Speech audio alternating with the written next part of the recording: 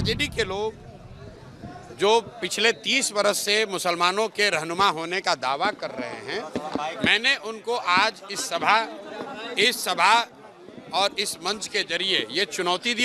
तुम पहले मुसलमानों का जिनका वोट लेते रहे हो 30 बरस से, उसका हक मारी बंद करो और हिम्मत हो तो उनको आबादी के हिसाब से टिकट देके दिखाओ। अगर वो स्वीकार कर लें तो बिल्कुल जो मुस्लिम उम्मीदवार को खड़ा करेंगे, हम लोग वहाँ मुस्लिम नहीं लड़ाएंगे। अगले साल 2025 में जन सुराज का मुख्यमंत्री बनेगा, जन सुराज की सरकार बनेगी। उसमें इफ बट किंतु परंतु मत रखिए। हमारी लड़ाई आरजेडी से है ही नहीं। जन सुराज की लड़ाई सीधे एनडीए से है।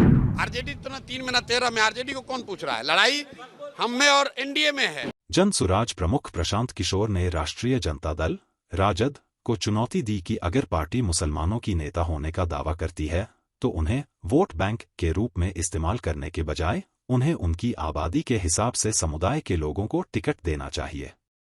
किशोर ने रविवार को संवाददाताओं से कहा, अगर आबादी के आधार पर अधिकार देना है तो मुसलमानों को कम से कम 40 विधानसभा सीटों पर चुनाव लड़ना चाहिए।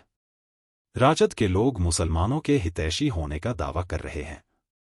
उन्होंने आगे कहा, मैंने उन्हें चुनौती दी है कि अगर जन सुराज पार्टी के चुनाव लड़ने से मुस्लिम वोट बनते हैं तो आप जहां भी मुस्लिम उम्मीदवार उतारेंगे, हम वहां हिंदू उम्मीदवार उतारेंगे।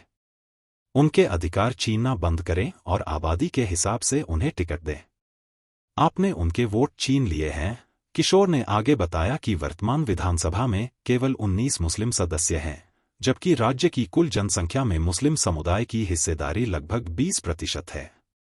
पूर्व रणनीतिकार, जिन्होंने अतीत में इन सभी दलों को अपनी सेवाएं दी हैं, ने कहा, राजद, मुख्यमंत्री नीतीश कुमार की जदयू और कांग्रेस की धर्मनिरपेक्ष साख के बारे में इतना ही कहा जा सकता है। सामाजिक कार्यकर्ता से राजनेता बने सिंह ने यह भी आश्वासन दिया कि उनकी पार्टी जन सुराज अगले वर्ष होने वाले बिहार विधानसभा चुनाव में बड़ी संख्या में मुस्लिम उम्मीदवार उतारेगी। हालांकि आईपीएसी के संस्थापक ने इस आरोप को खारिज कर दिया कि वह अल्पसंख्यक समुदाय के वोटों को विभाजित करने और राज्य में भाजपा के मुख्य प्रतिद्वंद्वी राजद को नुकसान पहुंचाने की कोशिश कर रहे हैं। किशोर ने कहा, हम 243 सदस्यीय विधानसभा के लिए होने वाले चुनावों में कम से कम 40 मुसलमानों को टिकट देते हैं। संगठन के नेतृत्व में भी समुदाय को उचित प्रतिनिधित्व मिलेगा। किशोर ने 2025 में बिहार में विधानसभा चुनाव जीतने का भरोसा जताया। उन्होंने कहा, 2025 में जन सुराज का मुख्यमंत्री शपथ लेगा और जन सुराज की सरकार सत्ता में होगी। इसमें कोई अगरमगर की बात नहीं है। यह पूछे जाने पर कि क्या यह त्रिकोणीय मुकाबला होगा, उन्होंने कहा कि विधानसभा चुनाव में मुख्य मुकाबला जन सुराज और एनडीए के बीच होगा।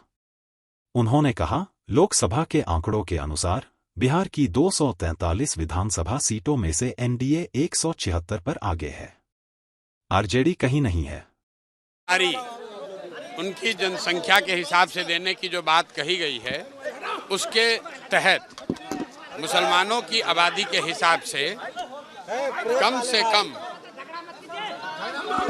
से कम 40 विधानसभा सीटों पर मुसलमान समाज के काबिल लोगों को चुनाव लड़ाने का ऐलान पहले से किया गया है। और ये जो जनसुराज में पहले से अन्य वर्गों के लिए बात कही गई है, उसके अनुरूप है, ये कोई अलग नहीं है। दूसरी बात जो मैंने कही आरजेडी वाली, आरजेडी के लोग जो पिछले 30 बरस से मुसलमानों के रहनुमा होने का दावा कर रहे हैं, मैंने उनको आज इस सभा और इस मंच के जरिए ये चुनौती दी और आपके जरिए भी कह रहा हूँ। अगर वो ये कह रहे हैं कि भाई जन सुराज के लोग आएंगे, वो मुसलमान अगर उनको वोट देगा तो वोट बटेगा, तो मैं उनको कह रहा हूँ कि जहाँ पर भी मुस्लिम उम्मीदवार आपके जीते हुए हैं, आप खड़ा करो मुस्लिम उम्मीदवार। हम वहाँ मुस्लिम नहीं लड़ाएंगे, हम वहाँ हिंदू लड़ा लेंगे, कोई बात नहीं है। तुम पहले मुसलमानों का जिनका वोट लेते रहे हो 30 बरस से, उसका हक मारी बंद करो और हिम्मत हो तो उनको आबादी के हिसाब से टिकट देके दिखाओ।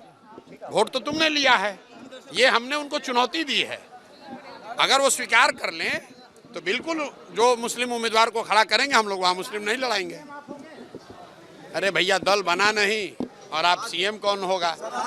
अगले साल 2025 में जन सुराज का मुख्यमंत्री बनेगा, जन सुराज की सरकार बनेगी। उसमें इफ बट किंतु परंतु मत रखिए। बाकी कौन बनेगा, देश राज्य की जनता होशियार है, वो चुनकर अपने आप बता देगी। आरजेडी प्रोटेस्ट पे बैठी हुई है सेंसस को लेकर, और जिस तरीके से शेड्यूल्ड लाइन में डालने की बात की ओबीसी कोटा को, उसको लेकर। भाई आरजेडी को जो करना है करे, हमारी लड़ाई आरजेडी से है ही नहीं।